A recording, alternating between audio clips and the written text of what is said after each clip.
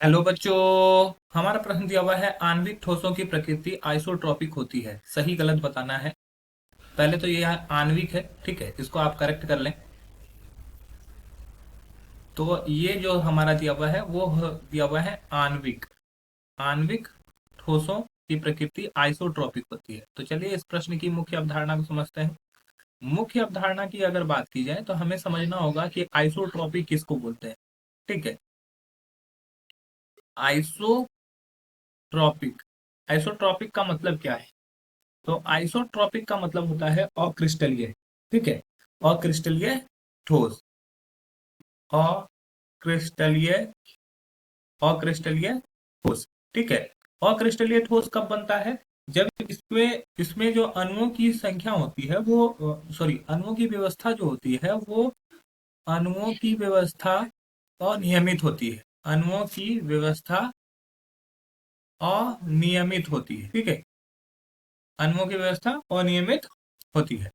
तो इसको हम लोग बोलते हैं कि आइसोट्रॉपिक। अब देखो, अब हम लोग बात करते हैं आणविक ठोस के बारे में।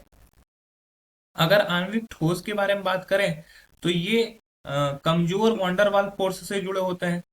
कमजोर वंडरवाल बल से जुड़े होते हैं। ठीक है, तो कमजोर वंडरवाल बल से जुड़े होते हैं। ठीक है, तो इसके बीच में क्या होता है कि और इसके जो सभी कण है वो क्या होता है कि एक ही जैसा गुण रखते हैं। तो ये जो होता है अणुओं की व्यवस्था व्यवस्था जो होती है यहाँ पर कमजोर हो जाती है। अणुओं की व्यवस्था व्यवस्था कमजोर या अनियमित हो जाती है, क्योंकि इसका जोड़ने वाला जो बल होता है वही कमजोर होता है। तो अणुओं की व्यवस्था कमजोर होती है और कमजोर होने की वजह से अनियमित हो जाती है। अतः यह जो आणविक ठोस होगा वो क्या होगा? अक्रिस्टलीय ठोस होगा, मतलब कि आइसोट्रॉपिक होगा, अनियमित होती है।